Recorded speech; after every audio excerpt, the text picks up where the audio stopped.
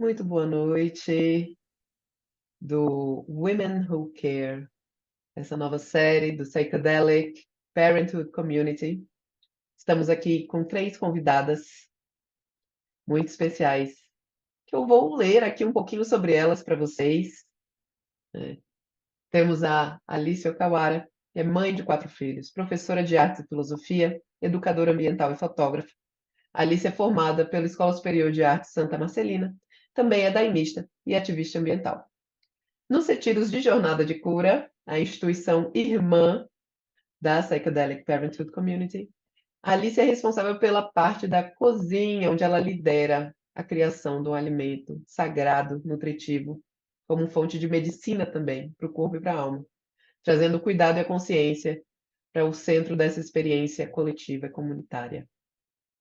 Temos também a Bruna Velar, que é mãe de 3, terapeuta, empreendedora e mulher medicina reconhecida pela tradição, que há mais de 15 anos conduz cerimônias ancestrais de cura, como a Tenda do Suor, cerimônias de medicina e ritos de passagem. Designer em sustentabilidade, ela também é fundadora e diretora da Pachamama Ecologia Feminina. Seu trabalho integra gestalt terapia, ginecologia natural, medicinas femininas e saberes ancestrais, em atendimentos individuais e na facilitação de retiros de cura e autoconhecimento. E também nossa querida Caroline Apple, que é jornalista e especialista em antropologia, com atuação dedicada às interseções entre ancestralidade, cultura e espiritualidade.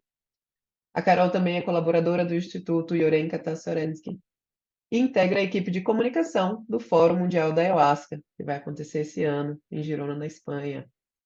Daimista e ayahuasqueira, Caroline é autora da coluna Psicodelia Brasileira no Brasil de Fato, onde promove educação informal sobre bioculturas, psicodélicos e religiões ayahuasqueiras. Na ponte entre a floresta e a cidade, ela busca tecer formas respeitosas e éticas de diálogo com as sabedorias indígenas, unindo palavra, ritual e propósito, em busca de justiça social. E eu, essa grata mediadora que estou aqui, Tabata Jerk, sou psicóloga, mestre em psicologia e uma aprendiz muito grata das medicinas ancestrais e das bioculturas e de seus guardiões, os guardiões da terra, os guardiões desses saberes. Fui convidada pela Psychedelic Parenthood Community para ser a mediadora dessa nova série, que se chama Women Who Care, para a gente unir mulheres cuidadoras que habitam esses meios das medicinas, das bioculturas, da espiritualidade. Muitas delas também são mães, né? Mas focando em cuidadoras de uma forma bem ampla, para abarcar toda essa pluralidade do que é ser cuidadora, todas essas mulheridades existentes, diversas, que a gente tem nesse mundão afora. Essa série traz lives gratuitas entrevistando essas mulheres ao redor do mundo para a gente conversar sobre temas transversais entre todos esses assuntos: mulheridades, cuidados e expansão da consciência. Sejam muito bem-vindas. Estamos aqui nesse primeiro episódio e a gente vai ouvir um pouco de Caroline, de Alice e de Bruna, um pouquinho, e depois vamos abrir para responder perguntas de vocês, conversar um pouco e tecer esses 3 saberes que a gente vai ouvir aqui para criar conhecimento, criar, fomentar esse solo fértil que a gente está trazendo. Bom, Carol, essa comunicadora que habla mesmo, que fala tudo importante que tem que falar, vou te chamar Eu para não ser a falo tudo, primeira para não. abrir.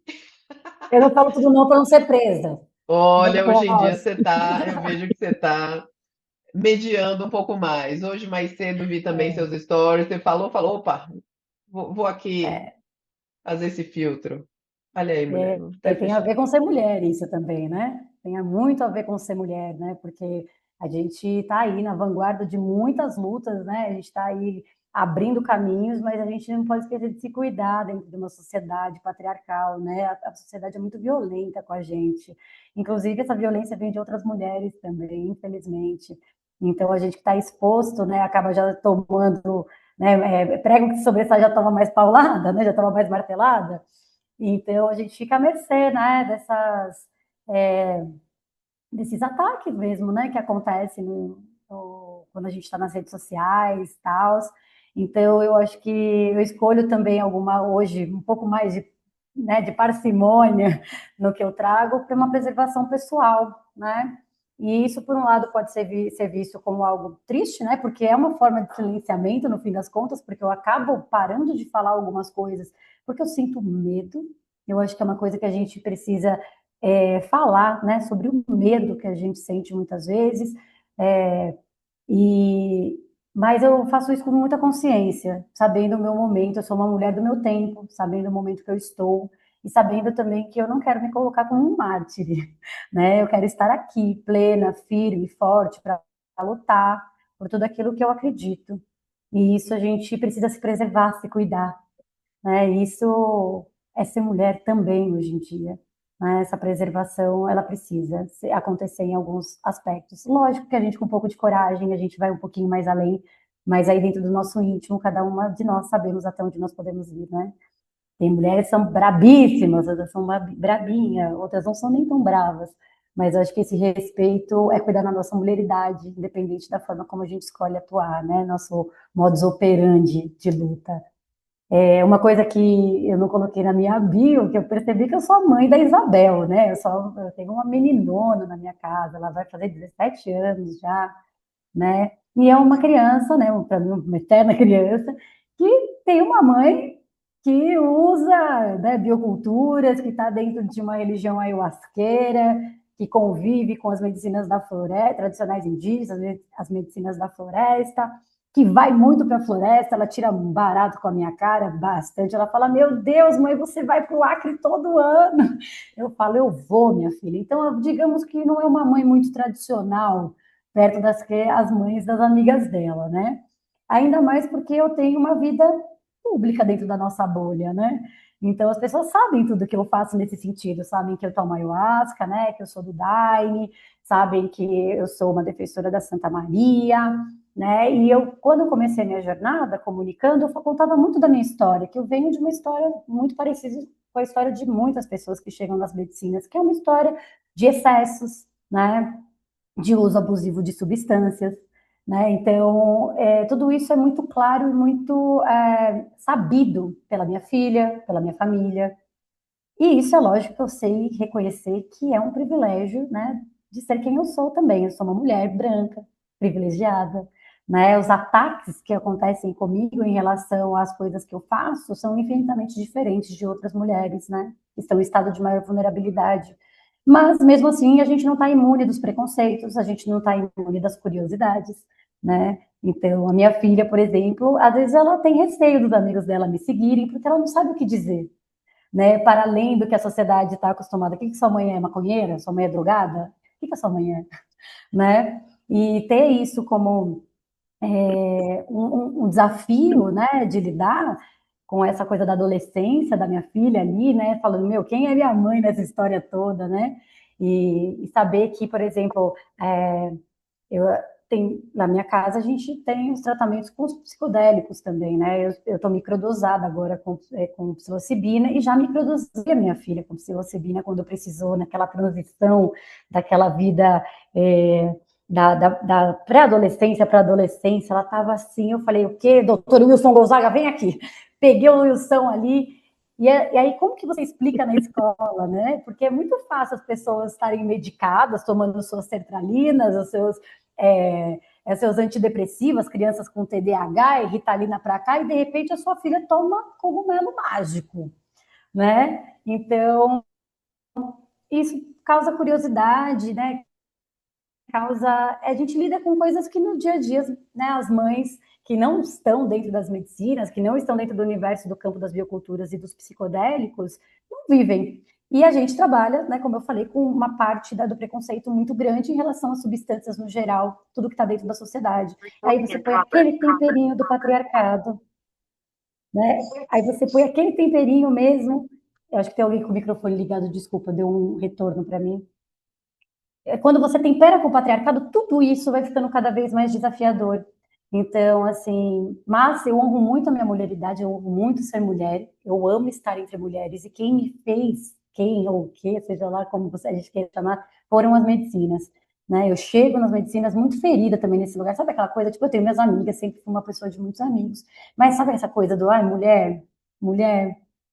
E eu hoje eu sou apaixonada por ser mulher, mesmo sendo difícil, mesmo sabendo das violências que a gente sofre, dos medos que a gente tem. E eu tenho um prazer inenarrável hoje de estar entre mulheres. Então, a gente realmente está quebrando paradigmas e ser mulher nesse campo das bioculturas, né, e dos psicodélicos nos ajudam a transcender ainda mais essas barreiras. Então, acho que é um pouquinho disso que eu queria contar para vocês, né? Falar aí um pouquinho da minha história, trazendo através desse olhar, sabendo, reconhecendo muito o meu lugar na sociedade, né? Mas também reconhecendo que eu também faço parte de um grupo vulnerável, que tem outras vulnerabilidades dentro, que é o ser mulher, né? Então, eu agradeço o convite, estou muito feliz de estar com a Alice, com a Bruna, com a Tabata, essa grande, né, nova amiga que chegou na minha vida. E para cada mulher que está tirando agora o seu tempinho para estar aqui ouvindo a gente nessa troca super, né? Porque eu tenho certeza que vai ser super gostosa e sincera. Valeu, gente. Obrigada pela verdade. Até as verdades mais ácidas são importantes. Se não for para falar aqui entre mulheres, vai falar onde, né? Acabamos não falando. Estamos aqui para mudar isso.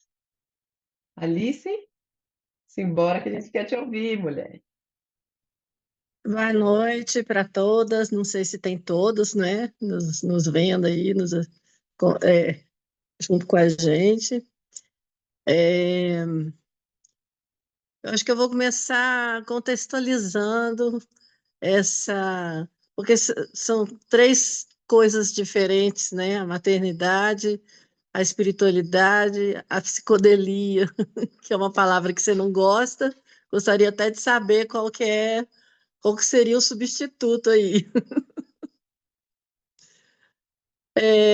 Eu sou filha única de um pai japonês já falecido e tive uma infância assim muito rígida, uma educação muito rígida. Só podia ouvir música erudita.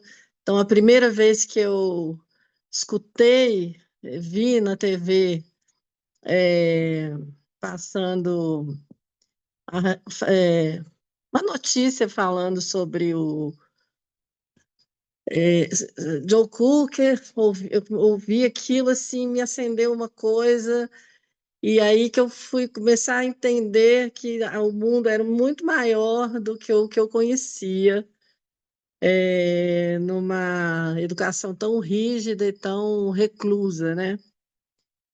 E eu acho que essa busca pela espiritualidade é uma coisa que a gente já nasce com isso. Então, eu fui criada num apartamento muito pequeno, em São Paulo, capital, e quando eu ia visitar a minha avó japonesa, que nem nunca aprendeu a língua, o português, e ela me segregava porque eu era filha, meu pai era japonês e minha mãe é brasileira. E então ela me segregava, mas era uma fazenda e eu ficava tão maravilhada de ficar do lado de fora, porque ela não permitia que eu entrasse na casa dela, que eu abstraí totalmente, eu não tenho nenhum trauma em relação a essa segregação que ela fazia. Eu ficava vendo bicho, vaca, queria abraçar a vaca, e aí entendi, assim, para mim, eu coloco no mesmo lugar a conexão com a natureza e a espiritualidade. Então, acho que as duas coisas brotaram em mim juntas e dessa forma, descobrindo esse deleite que eu tinha com essa conexão, né? Eu tive um primeiro casamento, eu tive uma filha, fiquei viúva, que é amiga da Bruna, que é a Yu. E um segundo casamento, assim, muito difícil, né? Fui casada com um alcoólatra há 21 anos, tive três filhos. Quando eu engravidei da última, da caçulinha, eu estava ligada e querendo separação. Então, para mim, assim, eu vivenciei uma depressão pré-parto, né? E eu uma amiga minha falava comigo, que era do Santo Daime. Não, você tem que tomar o Daime por causa dessa depressão, você tem que tomar o Daime e tal. E eu fiquei muito resistente. Quando ela foi me acompanhar no parto, e ela levou para mim uma garrafinha de Daime. Então, assim que a Mayumi nasceu, que eu rejeitei ela, né, durante a gravidez toda, eu tomei o Daime assim que eu voltei para o quarto. E aí, assim, uns 15 minutos depois, eu comecei a sentir o efeito, né, do Daime, e a Mayumi chegou num bercinho transparente, assim, e enxerguei um foco de luz, assim, que saía, uma luz que saía de dentro do bercinho. E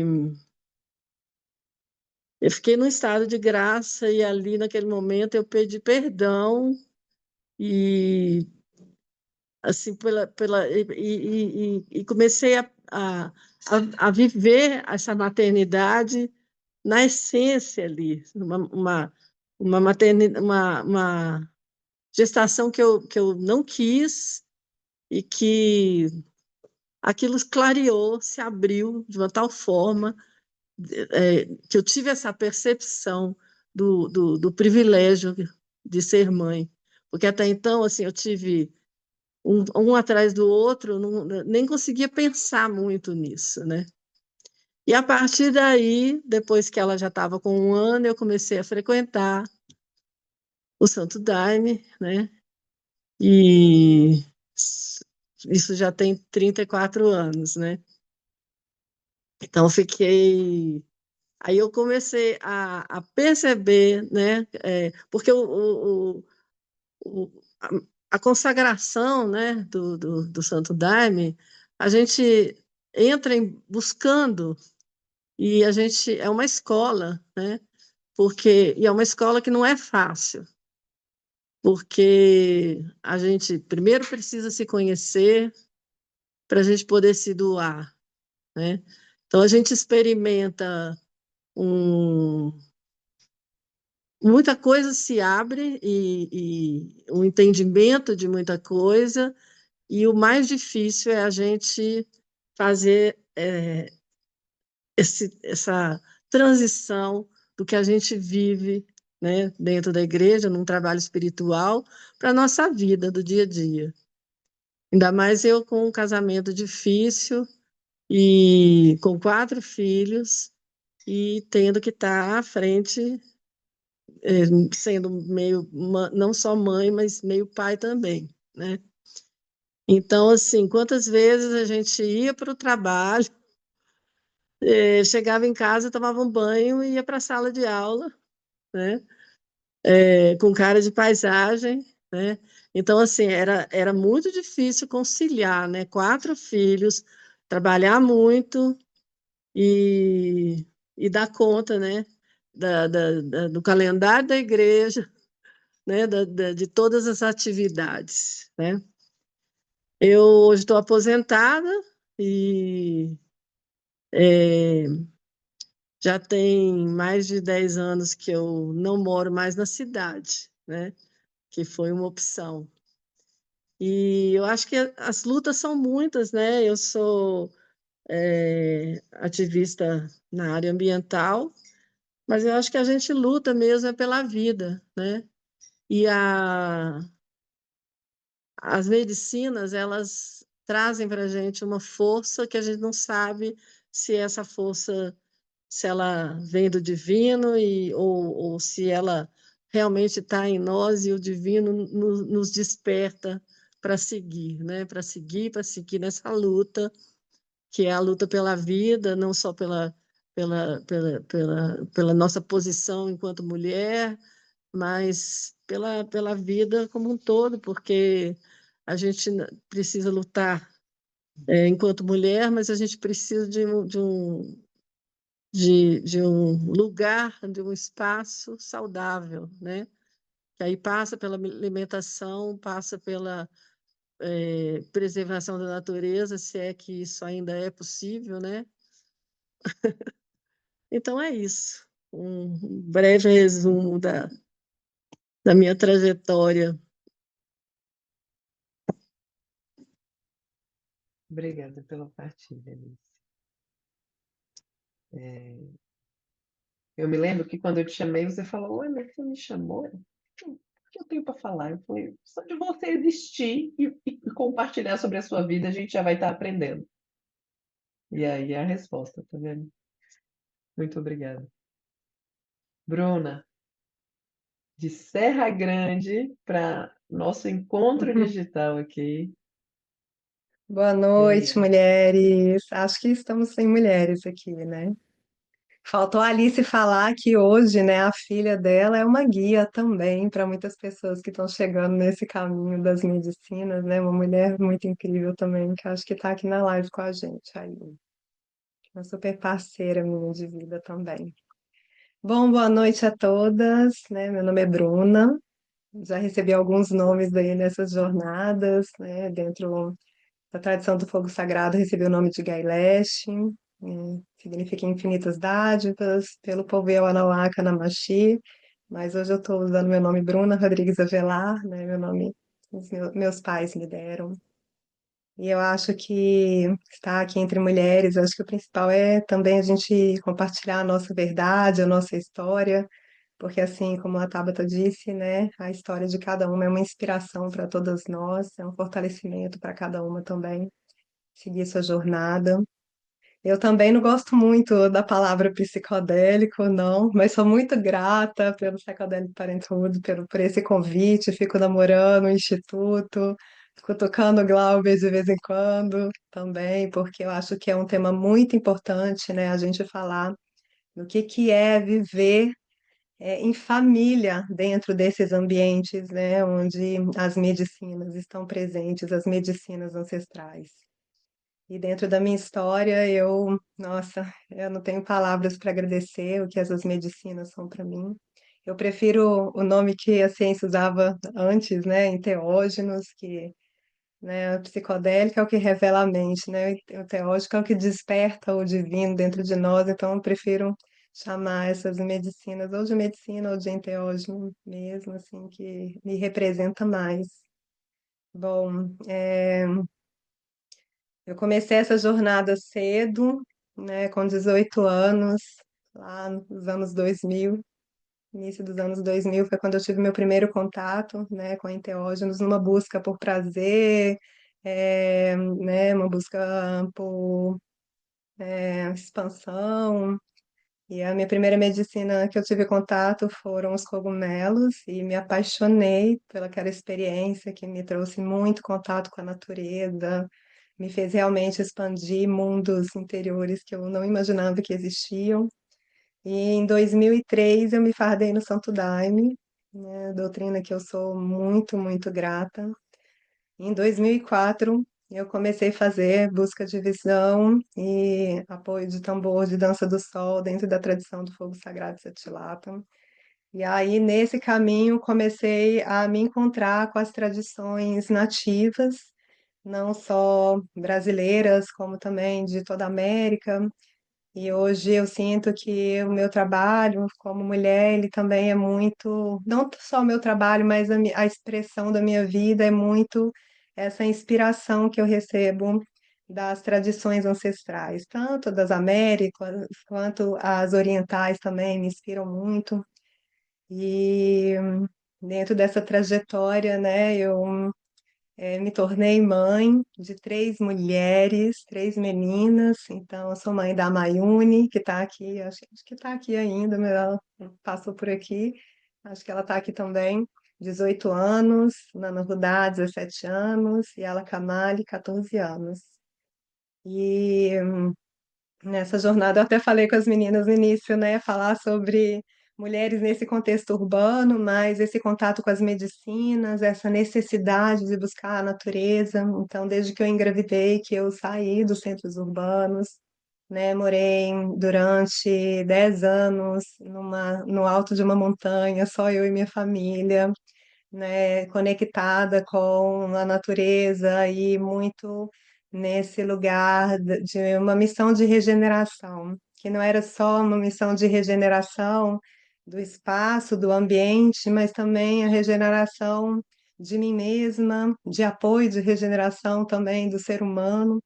Então, durante 10 anos, junto com o meu ex-marido, a gente, né, cultivou esse espaço, que é a Terra Águas Claras, Tarunac, Grupo NAC, que era um espaço onde a gente plantava muita agrofloresta, né, muita permacultura, muita bioconstrução, e muito também acabou que assim a gente pensava que a nossa vida lá ia ser focada nisso, né, em permacultura, em agrofloresta, bioconstrução. Mas a gente, no final, a gente via que o que movimentava que as pessoas chegavam até nós era a busca pela medicina, era a busca pelo autoconhecimento. E também na minha jornada com as medicinas, chegou em determinado ponto que eu também vi que só tomar ayahuasca ou peiote ou né, as medicinas ancestrais não me ajudavam compreender completamente, né, essa identidade de mulher branca que cresce numa sociedade cheia de traumas, patriarcal, cheia de coisas, né? Então eu também busquei as terapias contemporâneas, né? Tive aí a honra de, né, de estudar Gestalt terapia, que foi onde eu me encontrei. E o Cláudio Naranjo foi um dos primeiros, né, pioneiros aí nesse estudo dos acompanhamentos psicoterapêuticos com psicodélicos, enteógenos. Então, também foi algo que me fortaleceu muito, tá? Nesse cuidado, né, com as emoções e nesse cuidado também com o espiritual. E por isso que eu falo de enteógeno, né, que para mim estar em contato com essas substâncias, que para mim são medicinas, são tradições, são culturas, são espiritualidades, né, forças para mim é muito mais do que só revelar a mente, né? É revelar também o todo, se conectar com esse todo. Então, nessa jornada, né, toda que eu trilhei, assim, desde então, desde que eu encontrei com essas medicinas, minha vida tem sido dedicada à espiritualidade. Só que o que eu aprendi com essas minhas inspirações, né, que são os povos nativos, a minha espiritualidade é a minha vida na prática, é a minha vida material. Então, dediquei a minha vida a trazer coisas boas, coisas que eu realmente acreditava para a Terra. Então, também sou fundadora da Pachamama, Pachamama Ecologia Feminina, né? Ela foi fundada em 2010 e cofundadora, junto com um grupo de mulheres, que a gente sempre falava que a Pachamama era cosméticos disfarçados de sagrado feminino, quando ainda sagrado feminino não era tudo, né, tudo isso que a gente ouve falar, mas a gente tinha essa missão de, através dela, levar essa voz de autocuidado, essa voz de relações verdadeiras entre mulheres, essa voz de suporte entre as mulheres, de apoio, de empoderamento, não no sentido, no sentido mais profundo, né, da gente empoderar-se e também se conhecer, né, e também ter a liberdade de você ser quem você é.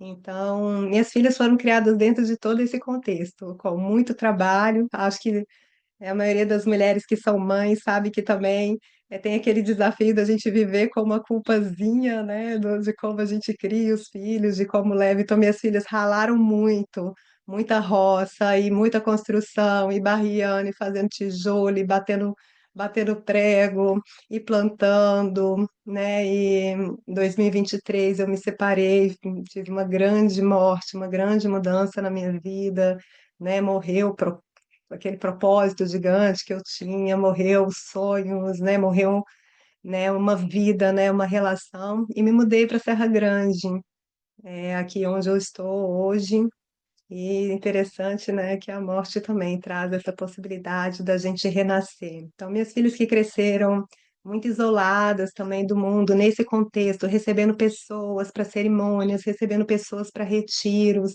Então, hoje elas também estão podendo experimentar, viver numa vila, estudam, né, numa cidade maior, que é Ilhéus, que é aqui perto, e tem amigos, né, de contextos diferentes, elas já tinham também, né? E eu sou muito grata por esse convite, né, do Instituto, porque é um tema assim que para mim é muito importante, né? Porque hoje eu já tenho três filhas adolescentes. E o quanto é importante para as minhas filhas estarem nessa comunidade que elas se sentem parte. Antigamente a gente até brincava assim com o filme, quando elas começaram a ler os livros de Harry Potter, né? Aí elas começaram a se entender um pouco. Ah, entendi, a gente é bruxo, e então quer dizer que as sociedades para quem a gente tem que assim não falar abertamente que a gente toma ayahuasca, que a gente às vezes faz um trabalho com cogumelo, então essas coisas, né? Porque se ela falasse com algum amigo da escola que a mãe dava cogumelo para ela, né? E a escola pública, né? Aqueles contextos, estudaram a vida inteira em escola pública. Aí, quando elas leram Harry Potter, elas entenderam, ah, entendi, a gente é família de bruxos, então tem os trouxas, então tem esse mundo paralelo. Então, como é importante para elas estarem nesse contexto dessas famílias de bruxos, né?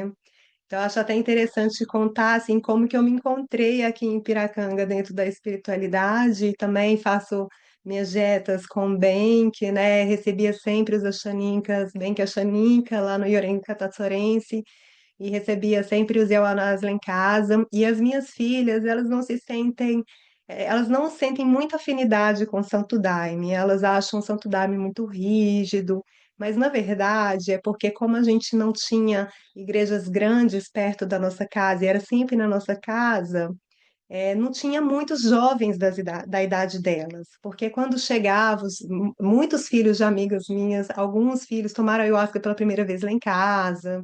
Então, quando tinha jovens, quando vinham os Yawanawás, aí vinham os jovens dentro das comitivas, então elas, né, era outra história. E aí, indo na igreja, como não tinha igrejas grandes, aqui em Serra Grande mesmo, a igreja quase não tem criança, quase não tem jovens. Então elas não se sentiam muito conectadas. E aí estava voltando de uma dieta lá no Iorenca e cheguei, né? E quando a gente chegou aqui, aí minhas filhas, mãe, eu quero muito ir numa cerimônia, eu tô com muita saudade de ir numa cerimônia, por favor, vamos numa cerimônia. E aí né, passou assim uma semana que elas falaram isso, eu recebi um convite de um amigo Iauanauá que estava vindo visitar uma parente na Bahia. E aqui eu encontrei com uma família, e é o Anauá, né? Tenho assim, nossa, por isso, gente, estou pintada aqui, não é por, né, para me embelezar, estou numa dieta muito profunda, né? Que a Rucharro acabou de passar, a Rucharro Yawanawá, né? Primeira mulher pajé do povo Yawanawá acabou de passar por aqui. Abriu uma dieta muito profunda, então eu tenho que estar sempre pintada enquanto estiver de dieta. E aí encontrei essa família da primeira cacica, primeira liderança política do povo Iauanauá, mora aqui em Serra Grande. Hoje ela se aposentou, né, da cacicagem e mora aqui, de uma das maiores aldeias Iauanauá, que é a aldeia Mutum. E a Canumá, a filha dela, que é casada com Jordão Pacunta e que é neto do padrinho Sebastião. Então, eu encontrei essa família onde se uniu esses contextos, né, para mim. Estou fazendo as dietas com a Canumá, estou nesse aprofundamento com elas, e isso graças às minhas filhas, que estavam, porque eu estava satisfeita nos trabalhos do Daime, e elas, mãe, quero uma cerimonial Anauá, quero uma cerimonial Anauá e estar com os jovens, né, quando elas encontram os filhos de amigos que consagram medicinas, para isso para elas é muito importante. Então, por isso que eu acho tão importante o Psychedelic Parenthood, porque isso traz esse fortalecimento dessas comunidades. Eu gostaria que, num próximo momento, a gente pudesse ter lives com essas crianças juntas, né, que pudessem se encontrar, pudessem tecer, pudessem trocar junto, Então, é realmente porque, para mim, como mãe, elas são minhas guias, né, do caminho que eu escolho trilhar na minha jornada, né, na pessoa que eu sou, no espelho, na referência que eu sou para elas. Então, elas são as minhas guias em como viver a minha espiritualidade na prática, no dia a dia. Então, é isso que eu sinto de compartilhar com vocês hoje. Muito grata pelo convite, grata por estar aqui com vocês. Maravilha, Bruna. Que jornada. Uma jornada de muitos lugares, né? De muitas geografias aí. Eu lembro que quando a gente pensou nesse nome, vida urbana, era nesse intuito de ilustrar o que é uma vida cotidiana, mesmo que não seja urbana. E aí, Alice, você trouxeram isso. Vocês não estão mais na vida urbana, vocês escolheram não estar, justamente, imagino que por vários dos percalços também, né? Do que é essa vida urbana e, e às vezes dos nós que existem entre habitar uma vida espiritual, ser ativa numa vida espiritual, e aí voltar para o contexto urbano, né? É, são muitas coisas, são muitos pratinhos que às vezes a gente tem que manter em pé e é complicado. Senti de pedir uma fala mais da Carol, é porque ela foi a primeira e eu acho que ela até falou um pouquinho, na verdade. Dentro desse contexto, Carol, que eu sei que você é uma das mais atualizadas entre esses debates, essas diplomacias cósmicas entre povos indígenas e povos não indígenas e pessoas brancas que estão nas medicinas. Então, honrando essa sabedoria e essa necessidade de ter essas conversas que abrem espaço para a gente pensar ampliado, né, para a gente redefinir, ressignificar muitas vezes o que a gente entende estando dentro das medicinas.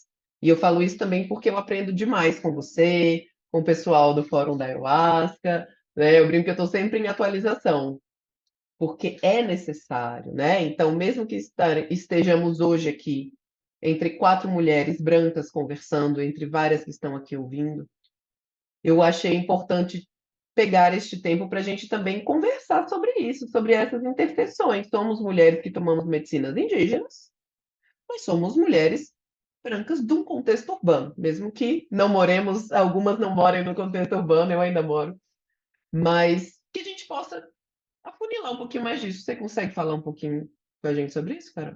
Maravilha. Bora!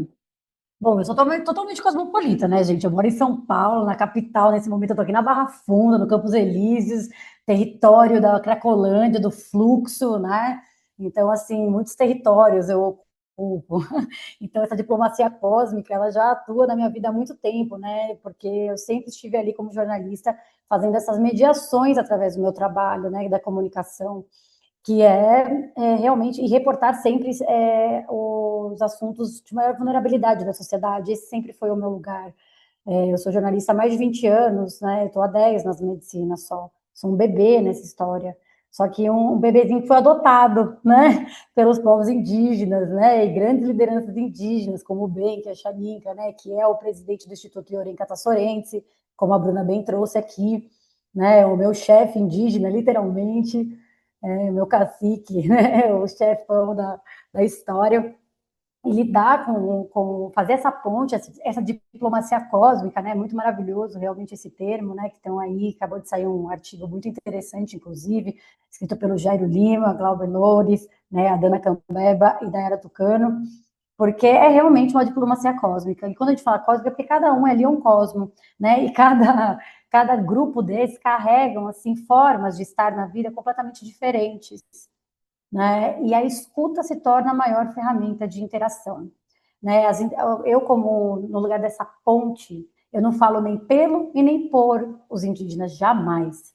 Eu faço as intervenções necessárias diante daquele público que faz parte do meu território, né? Então, como uma mulher branca da cidade e afins, aí eu ouço outra pessoa na mesma condição ou condição semelhante, eu consigo fazer essa intermediação. Então, por exemplo, até o termo, né, que a gente está falando é psicodélico, é isso, é aquilo. Então, eu estou aí na frente na luta com os indígenas para usar o termo biocultura, né? Que eles começaram a entender como um termo que, mesmo que seja talhado dentro da academia, estava em outro contexto, mas eles escolheram. Porque até hoje, até o próprio enteógeno mesmo, os psicodélicos não foram escolhidos por eles. Né? E hoje, essa organização política indígena está dizendo, vamos chamar de biocultura, porque tem uma vida e uma cultura em torno dessa vida, sabe? Então, é lógico que a narrativa ela é muito importante. Eu sou da comunicação e discutir comigo isso é furada, porque para mim é o meu campo de atuação. Então, para mim é extremamente importante. Eu vejo vidas sendo transformadas ou destruídas através de narrativas. Só que realmente não vai ser mudando palavra que a gente vai salvar a humanidade. Então a gente também trabalha nessa dialética, né? De qual que é o peso real disso. Porém, eu também acho que se não pesa tanto, por que tanta resistência? Né? Se não é tão importante assim, por que resistir tanto? Então, se hoje um grupo indígena politicamente organizado, do tamanho que está o grupo, que é da Conferência Indígena da Ayahuasca, com indígenas do mundo inteiro, né? A gente teve reunião com indígenas da Nova Zelândia, com indígenas da Austrália, Maori, Lakota, né? Núbio. Tem muita gente envolvida nisso, indígenas e povos originários do mundo inteiro, né? Que estão concordando, estão entrando em concordância com esse termo. Então, eu, no meu papel aqui, estou dizendo, gente, olha, essa galera está falando. E uma coisa que eu sempre trago, que eu tenho trazido, na verdade, Tabata, foi uma percepção minha que, apesar de eu ter todos os meus privilégios e oportunidades, quando eu falo aquilo que os indígenas falam, eu também sou menos ouvida. Aí você começa a perceber o tamanho do problema. Porque se eu falo dentro do meu cosmo, que já tenho todas essas oportunidades e privilégios, a minha voz passa a ser reduzida, diminuída, ou do tipo, as pessoas não se importam mesmo, sabe? Nem imagina quando sai da boca de um indígena. Isso porque eu estou aqui talhada um pouquinho na academia, né? Sou pós-graduada em antropologia, e um indígena que a academia dele é a vida, é a floresta. Né? Até falar, a forma mais simples de falar se torna um grande preconceito em torno dos povos indígenas, que as pessoas não chegam a não levar a sério grandes lideranças por conta, né, do português, da forma como fala. Então, tudo isso está dentro dessa diplomacia cósmica, de fazer as pessoas entenderem que o certo é o que é dentro dos povos indígenas, né? O certo o jeito deles falarem é aquele naquele momento, o seu não é o certo. Tem coisa que a gente não vai conseguir aferir, porque para um tá certo, o outro não precisa estar errado. Eu acho que tem uma falta de discernimento em relação a isso, né? Não é porque você pode estar certo que eu estou errado. Você está errado de falar que as pessoas falarem um português de forma assim? Não, tá certo. Mas eu vou condenar uma pessoa que não, porque ela acabou de aprender, muitas vezes, tem muitos povos indígenas, gente, que não falam português. Né? Os Runicuim, ali a bacia do Rio Jordão e companhia, você vai indo para as aldeias lá do fundo, não fala português. Então, assim, aí um pouco que aprende, aí depois ainda descredibilizado pela forma como fala, o que fala. Então, eu percebo que mesmo eu conseguindo colaborar com essa ecoação, né, dessas temáticas, eu passo também por um processo de invisibilidade junto com eles. Né? Lógico que isso me afeta infinitamente menos, né? E não é o meu povo, no sentido, né, literal, assim, que está sendo massacrado e morto pelas mineradoras, pelas madeireiras, mas eu percebi. Então, aí só vai aumentando o meu grau de solidariedade em relação ao que essas pessoas vivem, né? Eu falo que tudo que é muito importante na minha vida, eu não sei dizer o motivo porque eu faço. Né? Então eu brinco que é a minha filha, né? Quando eu a tive, eu topei ter ela, porque eu topei ela e falei, cara, vamos junto. Não sei porque eu fiz isso até hoje, maravilha, amor da minha vida. E as medicinas e a luta ao lado dos povos indígenas é a mesma coisa. Eu falo, Carol, por que você faz isso? Porque eu poderia ficar na minha, como muitos de nós estamos. Porque não é bonito, é uma guerra. Né? A gente está em guerra. Ou melhor, todos nós de alguma maneira, mas os povos indígenas estão em guerra literal. Né? Não é mais, guerra, extermínio, genocídio, gente. Não é só pegar um monte de gente junta no mesmo dia e colocar numa câmara de gás e matar. Genocídio é você assassinar simbolicamente e fisicamente, de tantas outras formas, um povo. Todos os dias um pouquinho. Então eles vivem um processo de genocídio, coisa que a população da qual eu faço parte não vive. Então, por que eu vou escolher estar ao lado de pessoas que estão em estado de, né, de genocídio, de combate a um genocídio? Eu também não sei. Eu só sei que eu estou. Porque o meu coração diz que é aqui.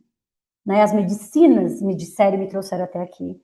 Porque eu sempre fui uma repórter, né, durante muitos anos, que teve um olhar para as minorias, né, de direitos, como a gente chama. Mas para voltar todo este meu lado, todo o meu trabalho, meu esforço, meus dons, foi através das medicinas que eu entendi que não faria sentido nenhum eu consagrar, mesmo no Daime, e não ter uma conexão profunda com a floresta. Né? Eu sinto a floresta dentro de mim, aqui, no meio de São Paulo, porque nós somos a natureza, né? A gente esquece desse detalhe. E essa força eu carrego comigo e eu de redescobrir com essa importância das medicinas na minha vida. Então, essa diplomacia cósmica, ela é muito necessária, porque ela se trata, não é mais de homogeneização, é de realmente lidar com a nossa maior riqueza, que é o nosso maior desafio também, que são as diferenças. Então, é um papel complexo, é um papel enlouquecedor, às vezes, porque você passa, como você mesmo falou, Tabata, por atualizações o tempo todo. Não, é muito desconfortável. Gente, não é um lugar confortável. Por isso que muitas vezes as pessoas não se envolvem. Eu falo, tudo bem, eu compreendo. Porque isso aqui é uma dedicação de vida. Né? O dia é 24/7. É como se eu brinco que trabalhar diretamente com os indígenas é como se você estivesse na força 24/7. Porque tudo é imprevisível, tudo pode acontecer. Você pode estar rindo agora, você está chorando daqui a pouco. Parece um trabalho de ayahuasca infinito. Você fica, né? E isso, para mim, é incrível. Porque aí eu percebo que a força, ela está em todo lugar, a todo momento atuando. E quando a gente tem o privilégio, né, de tomar uma biocultura, uma medicina como essa, e lembrar e sentir ela dentro da gente de forma tão consciente, é só uma recordação. É só uma recordação. Então, não é um lugar fácil, mas é um lugar que me alimenta, que me nutre, né? A Tabata teve a oportunidade de estar com a gente um pouquinho lá, né, na Bahia, e entender as dinâmicas. Não é fácil. E agora, no Fórum Mundial da Ayahuasca, por exemplo, eu trabalho diretamente também, né, com os parceiros lá da Europa. Nossa comunicação é um desafio, porque a gente não está falando só sobre entender palavras, semântica da palavra, a gente está falando da semântica do mundo, da forma de ver o mundo, né, da forma de compreender as dinâmicas e entender também as equidades, né? Quem manda agora são eles. A gente até brinca, o Glauber, né? A gente brinca que a gente é do batalhão da rainha. Onde vai o batalhão? Vai na frente. A gente vem tomando, né, as porradas para os indígenas passar. Isso eu tenho essa analogia, a gente brincou um dia lá no FIUP, eu e o Glauber, que é isso, nós somos do batalhão e a gente está na infantaria nessa história, né? Porque a gente sabe que a gente pode tomar mais porrada pelos nossos privilégios e oportunidades, para quem vem atrás passar, assim, como um compressor em cima de toda essa violência, toda essa matança que está com os povos indígenas. Claro que eu estou falando de uma forma, né, qual que é a palavra? Hiperbólica, mas no miúdo é isso que a gente faz todos os dias. Então, quando eu tomo um tapão, porque eu levo para frente uma ideia que eu aprendo com os indígenas e sei que é a ideia deles que eu também acredito, eu falo, nem doeu, pode dar outro. Né? Vamos embora. Ou às vezes eu tomo uns tapão que eu caio, só que quem me segura também são eles. Fazer parte dessa família tem essa. Eu demorei um pouquinho para entender, né? Eu estou há 1 ano e pouquinho com eles, tão pertinho, né? A floresta está na minha vida há 10 anos, eu vou para a floresta também todos os anos para o Acre, eu me fardei no Acre, no Santo Daime, mas chegar e ser adotado, vamos assim dizer, dessa maneira, eu demorei para ver o tamanho da magnitude que é. E eu falei, cara, eu posso tomar quanta porrada eu quiser, porque hoje eu não vou cair de cara no chão. Eu me senti muito sozinha durante muitos anos, falando no meu Instagram das coisas que eu falava, né, fazendo críticas, trazendo reflexões. E aí, quando eu vi que eu não estava mais caindo de cara, que cada tapa que eu tomava tinha, alguém com um cocarzão gigante ou alguém muito próximo dos indígenas dizendo, não, calma aí, garota, você está bem amparada, do que você está falando, o que você está pensando? Né? Demorou para entrar na minha cabeça de tão generoso que é, sabe? Uma generosidade muito grande. Mas para receber, a gente tem que estar aberto, e aberto às diferenças de pensamento, de formas de estar, de formas de agir, e principalmente lembrar que o tempo da floresta é completamente do tempo da cultura ocidental. Na floresta a dinâmica é outra, os tempos são outros, e respeitar isso hoje, para mim, dentro de uma dinâmica como comunicadora, é um dos grandes desafios, porque tudo é para ontem, né? E a gente tem que correr com as coisas e não, lá é tudo para a hora que tem que ser, tudo muito cuidadoso, tudo com muita. Às vezes a gente fala assim, poxa, faz um vídeo aí, a gente abre a câmera, né, e grava. Não, eles querem entender, eles querem ter muita responsabilidade com o que eles falam, não é só abrir uma câmera e falar. Eles querem perguntas para serem norteados, e tudo isso eu vejo que muito mais do que só, não é questão de não saber, é questão do tipo, eu não sei sobre isso tanto quanto, e eu quero entender muito bem antes de me colocar. E eu acho isso um cuidado primoroso, que torna as coisas dá outra celeridade para as coisas, mas que o resultado é sempre muito potente, independente de qualquer coisa. Eu acho que é isso que eu posso contribuir em relação a isso. E aí o termo fica aí para vocês também, né? As bioculturas, a gente tentar disseminar isso de alguma maneira para ecoar essas vozes da floresta, para chegar ao máximo de pessoas possível. Maravilha. Uma aula aqui de todas vocês três. Muito interessante ver perspectivas de realidades diferentes, mas, a meu ver, complementares, de certa forma, porque a gente está falando de um grande fractal, de um grande prisma multifacetado, de como a Alice falou no começo, né? Peraí, são três coisas, cada uma é bem complexa. Ser mãe, estar no mundo espiritual e estar no cotidiano, né? Na vida, que a gente está chamando aqui de vida urbana, nesse sentido de cotidiano, de cultura de pessoas não indígenas. E como fazer esses laços, tecer esses caminhos, entender os nós e ter coragem para desatar esses nós, vai muito além da gente, é muito além até da nossa própria família.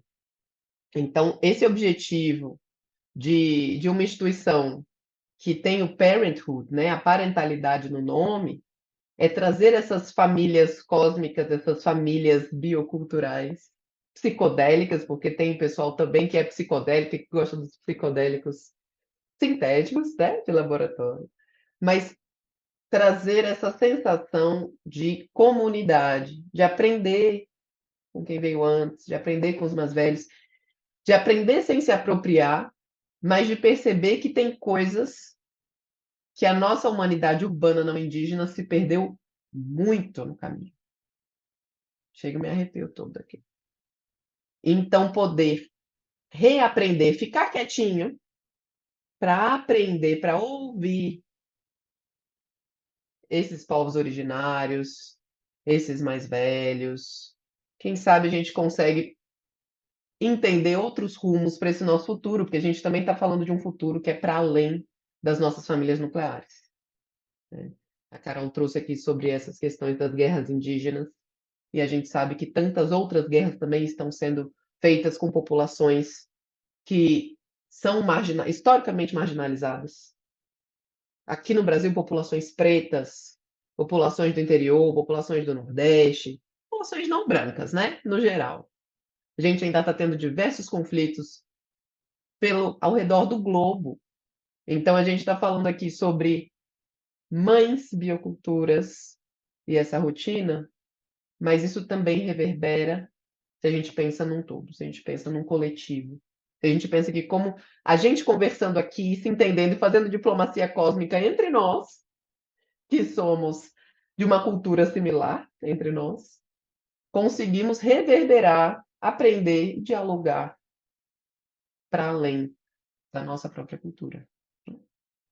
Aprendendo a hora de falar, a hora de calar, a hora que a gente tem espaço, a hora de se colocar um pouquinho mais atrás e entender que outras pessoas que tiveram suas vozes apagadas precisam desse espaço, que elas já têm vozes fortíssimas, mas que às vezes não tem espaço. Então, como o Carol falou também, a gente que está tendo algum espaço, que a gente possa dar um passinho para trás, protegendo, para que a gente consiga cada vez mais colocar os donos desses saberes para poder falar. Eu falei até a parte que eu tomei o Daime pela primeira vez e tal, mas não falei muito sobre esses 34 anos, né? É, no começo eu levava as crianças, eles sempre curtiram muito porque encontravam outras crianças e brincavam muito, mas na realidade somente a mais velha me acompanhou. Ela se fardou aos 11 anos, né? E hoje ela não está mais no Santo Daime, mas ela continua consagrando é, as medicinas, né? Ela tem um espaço, né, aí pertinho da Bruna, né, que é em Piracanga. Eu tive muitos momentos dentro da doutrina do Santo Daime em que eu fiquei com a. Eu acho que eu acho que eu não posso dizer que foi a fé que abalava, era assim, era um incômodo institucional, digamos, com o Santo Daime, até eu encontrar uma casa em que eu me senti realmente que era o meu lugar, né? Que e é justamente o céu da Divina Estrela. Eu acho importante mencionar isso porque a gente, na verdade, é muitas vezes alvo de muitas críticas, inclusive, né? Mas é o que mais me chamou a atenção e me acolheu foi uma casa da doutrina do Santo Daime que promove alianças, reconhece os povos indígenas, recebe os povos indígenas e outras linhas às vezes, né? Então, assim, eu nunca consegui compreender um caminho espiritual que tivesse que exclusão, né? Então, e a própria doutrina não, né, se a gente analisar, né, as mensagens dos inários e tudo, não é excludente. Então, eu agradeço muito por ter encontrado meu lugar, né, e sentir que de alguma maneira eu consigo contribuir onde eu estou. Agradeço também pelo convite, né, de estar aqui aprendendo com vocês. Isso é muito importante, acho que a gente vai aprender sempre, né? Até o fim da vida, a gente vai sempre ter muito que aprender, ainda não vai ser suficiente, né?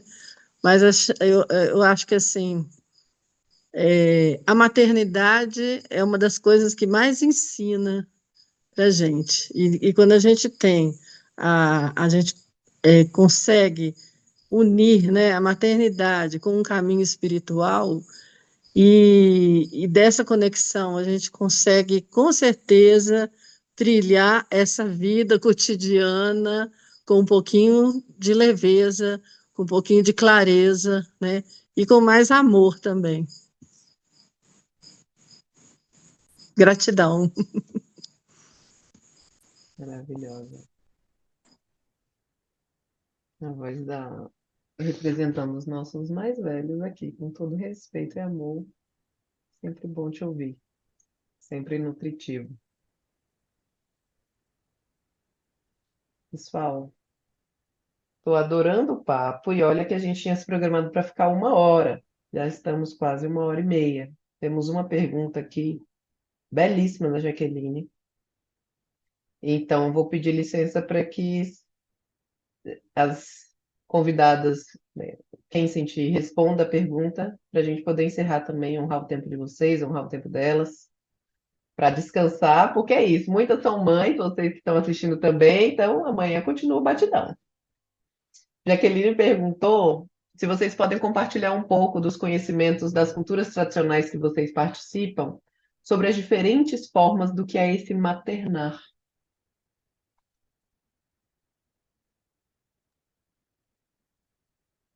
Vou começar então, porque o meu é rápido também.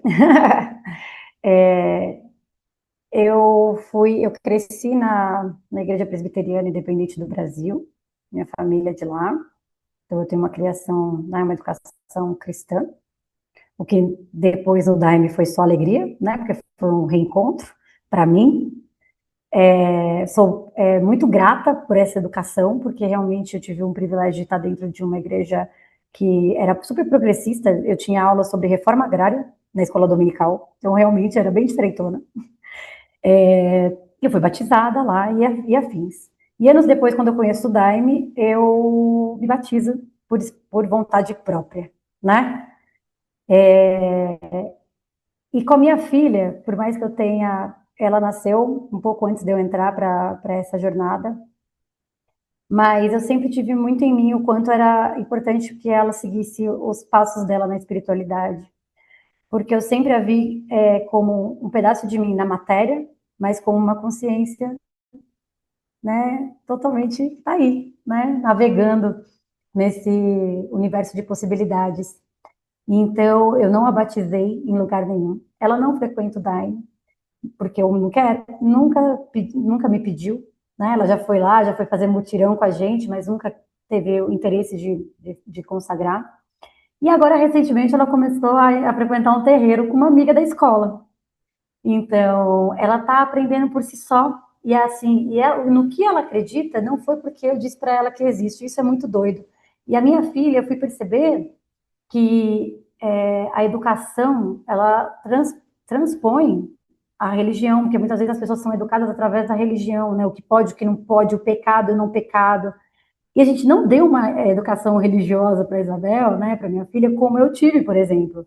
E a minha filha é muito educada, né? Ela tem uma noção de vida, né, de cuidado com o outro que não precisou partir de uma religião.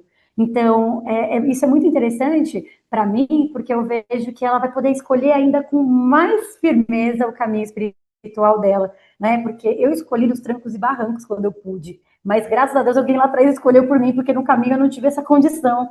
E eu vejo ela com essa oportunidade única de traçar o próprio caminho dentro da espiritualidade. Claro, com todo o respeito a quem leva seus filhos no Daime. Eu amo criança no Daime, gente. Eu fico com um bebê no colo, assim, que eu fico lá chorando. Eu faço o maior, né, show, assim, as crianças correndo para lá. É uma alegria tremenda. Mas com a minha filha eu resolvi tomar um caminho diferente, né? E ela está livre para experienciar a espiritualidade dela da maneira que ela achar melhor. Então, o meu maternar dentro da comunidade tradicional que eu faço é essa, lá que eu aprendo a ser mulher, lá que eu aprendi a ser mulher, como eu falei para vocês, eu aprendi a gostar de estar em mulheres, lá eu aprendi a ser mãe, né? Eu aprendi a me olhar como mãe. Então, a minha filha é diretamente impactada pelos benefícios, né, que o Daime me trouxe, porque não é só, né, a bebida Daime, a gente está falando do que realmente nos transforma, que é a prática do Daime, a prática daquilo que a gente aprende quando a gente está na força. E a comunidade, a irmandade, ela nos permite isso. Então, minha filha é diretamente beneficiada por isso. Mas o caminho dela, ela vai seguindo aí. Se um dia ela quiser ir, com certeza ela irá. Mas, por hora, vamos ficar assim. E essa é a minha experiência. Ah, e quanto aos indígenas, né? Ela brinca comigo de ir para a aldeia. Eu fiz meu aniversário no ano passado e tive a honra de encher minha casa de indígena, né? E ela ficou assim, uau! Porque é muito diferente, é muito distante, né? Para uma menina que mora no centro da cidade de São Paulo. Eu estava lá com todos os meus amigos agora. Tinha 4 povos diferentes dentro da minha casa, e diferente da Bruna, que né, as filhas dela já estão aí correndo com isso, né, vivendo, a minha filha não. Então, é sempre uma relação intercultural, né, que é muito interessante, que é muito rica e que eu gosto bastante de observar. E estou aqui sempre à disposição dela para o que ela precisar, para continuar essa jornada dela, independente da que eu escolhi para mim.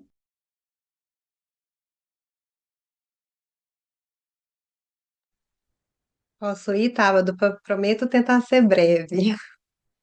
Porque eu acho muito interessante, assim, que eu tenho uma diversidade, né? Eu tenho 3 filhas, então também é um maternar com cada essência, né? E aí, dentro das tradições, né, como eu falei, dentro das tradições das medicinas, né, dessas bioculturas. Então, eu tenho o Santo Daime, né, que foi a minha primeira tradição que eu entrei em contato. Depois eu participei de uma tradição que chama Fogo Sagrado Satilatam, que trazia as tradições nativas norte-americanas, e aí, através dessas tradições foi onde minhas filhas, a primeira foi fecundada nesse campo, nasceram ali, foram batizadas em Dança do Sol, em Temascais, Tenda do Suor, em Nipes, né? Depois de um tempo, eu conheci um casal que são adotados de uma família Navarro, e quando meu pai faleceu em 2021, um ano depois eles me adotaram. Então também essa experiência de o que é ser adotada de uma tradição. E tenho uma relação muito forte com os Yawanawás e faço minhas dietas com os Oxaninkas, né? Como eu já expressei aqui.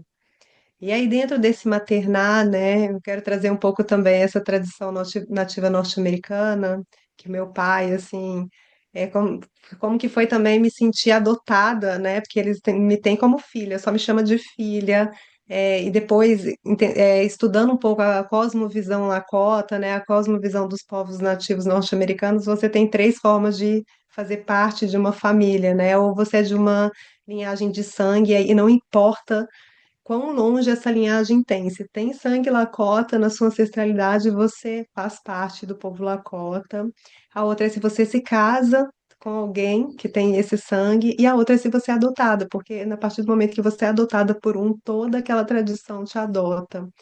E, e aí, trazendo esse olhar, né, dessas bioculturas, como é consagrar essas medicinas, eu lembro que uma vez meu pai me falou assim, numa cerimônia, ele fala assim, para mim, medicina é tudo aquilo que eu dou tranquilamente para os meus filhos. Então, ele é peioteiro, né? Então, nessa coisa que a gente tem, ai, pode dar ayahuasca, não pode dar.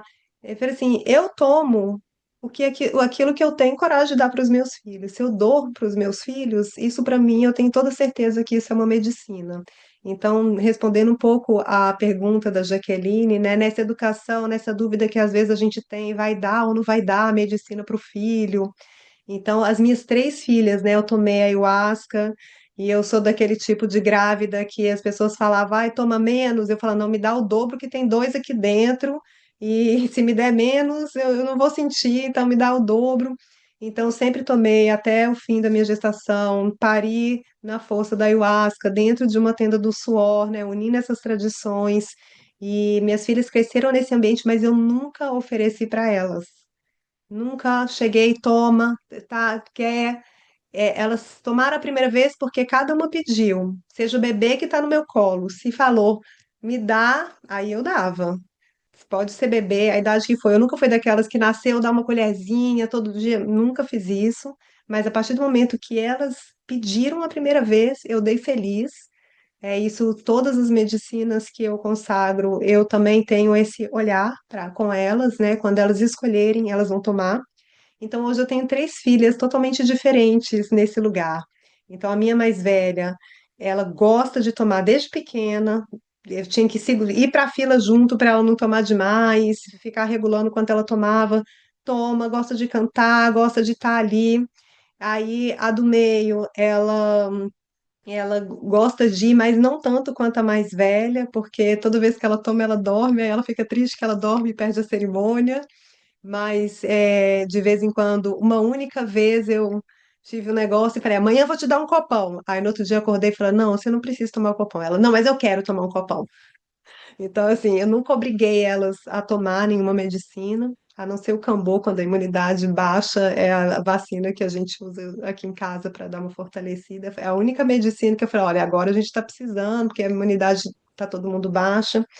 E a mais nova tem uns 3 anos que ela não toma. A gente estava até conversando sobre isso essa semana, né? Ela acha o gosto ruim, ela não é muito chegada, então tem 3 anos que ela não toma. E cada uma também tem suas escolhas, suas afinidades, né? Tem uma filha minha que ela tem muita afinidade com a Umbanda, né? Então cada uma tem uma filha minha que ela é mais ligada a esse movimento, né? Como que se diz, mais assim, da. Não quero falar a palavra batalha, mas ela é mais ligada nas questões sociais, né? De racismo, feminismo, machismo, então ela fica mais ligada nesses processos das desigualdades, e a outra ainda é mais novinha, então assim, cada uma vai escolhendo. Mas aí dentro dessas tradições, assim, eu me espelho muito mesmo na forma dos povos antigos, né? Dessa educação que vem pela própria conduta que a gente tem, né? Da própria segurança que a gente tem e de dar espaço para que eles sejam eles, né? Tenham suas próprias escolhas. E e na forma de educar, eu vejo muito que a forma de educar, né, tanto os povos nativos norte-americanos quanto os amazônicos, que é que eu tenho mais contato, né, principalmente os Yawanawás, vem muito pelas histórias antigas, pelas lendas, né? Então, tantos, né, em povos antigos, os povos nativos norte-americanos, têm ali os contadores de histórias que vão contar histórias que podem ser lendas ou podem ser histórias reais, mas que vão trazer princípios de educação, de alertas, de como a pessoa deve se mover no mundo, o que que ela tem que ficar atenta. E aqui com os amazônicos também, com os anciões que eu estou tendo contato, também a educação, a criação se passa muito por essa contação de histórias, das histórias antigas e das próprias histórias reais. Por isso que também a minha educação, igual a Caroline também falou, a minha história de vida, o que eu passei, o uso de substâncias, né, tudo que eu passei assim, mesmo separação com o pai, meus processos do meu feminino, como mulher, das mulheres que eu atendo, trabalho com mulheres, né? A história dessas mulheres também eu uso como um alerta para elas se moverem no mundo também como mulheres, então passa muito pela nossa própria experiência de vida e gosto sempre quando elas estão próximas desses mais velhos para também escutarem essas histórias que são a inspiração desse povo que me inspira, né? Que são os povos tradicionais. Passei um pouquinho dos 5 minutos, mas é porque é muita história. É muita história. Obrigada pela partilha, vocês três. Alice, quer comentar mais alguma coisa? Está se sentindo bem? Como é? Sobre essa questão, né, que a Jaque colocou, eu fui criada em escola, estudei em escolas católicas, fui batizada, mas nunca me senti católica. Então, assim, eu tive uma busca, assim, participei da Casa Círia Aurobindo durante uns anos, Centro Espírita, de Kardec, até chegar no Daime. Mas eu sempre, na minha concepção, sempre religião é uma coisa que a gente não tem que impor. Então, assim, a minha vivência mesmo, eu era batizada, mas não me sentia católica. Então, assim, eu muito antes de tomar Daime, porque eu tomei Daime quando nasceu minha última filha, né? E eu não batizei os outros três, nunca batizei ninguém, até então, né? É, então, eu levava eles tomavam Daime à vontade, brincavam, não queriam. Então, assim, só a mais velha que quis. Então, o meu filho se considera ateu, a minha outra filha, ela acredita em Deus apenas, mas não seguiu nenhum caminho. A Mayumi, que é a caçula, né? Hoje está se aproximando, mas talvez por outros caminhos, ela está se aproximando é, da Irmandade da Divina Estrela. Então, assim, ela fez o trabalho no sábado, eu fiquei muito feliz com isso, né? Então, assim, eu acho que religião não é uma coisa que a gente impõe, apesar de ser a minha grande frustração, porque eu sempre presenciei na igreja do Santo Daime famílias que eu sempre achei aquilo muito bonito, assim. Famílias que são engajadas, que participam juntas, né? Pais, filhos, às vezes casam lá na igreja com um companheiro, uma companheira que também é do Daime, e ali criam outra família. Então, eu sempre achei isso muito bonito, mas eu não tive essa oportunidade. Então, é, mas eu acho que é o tempo de cada um. Então, se os meus filhos, né, é, sem a Yu que já vai, né, que já frequenta e que seguiu o caminho, e se um dia os outros três, né, vai ser muito bem-vindo, vai trilhar junto.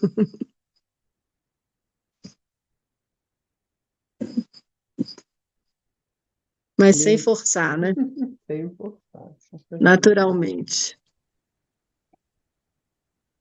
No tempo da Terra, que não é o tempo do relógio. Que conversa linda, gente. Estou muito grata de poder presenciar, né? Para além de mediar, estou aqui ouvindo, estou aqui também de ouvinte, também sentindo essa partilha. Não sou mãe, mas recebo também muitas mães enquanto psicóloga, e é um lugar também de aprendizado. Para quem não é mãe, parar, silenciar e ouvir as mães, ouvir essas realidades. E mesmo dentro, como a gente estava falando mais cedo, da nossa cultura urbana, não indígena, ainda assim, quem é mãe entende a fundo a realidade. E a gente que não é, silencia, aprende, ouve e segue. Então, obrigada pelas partilhas de vocês. Vamos finalizando essa primeira edição de Women Who Care e seguimos.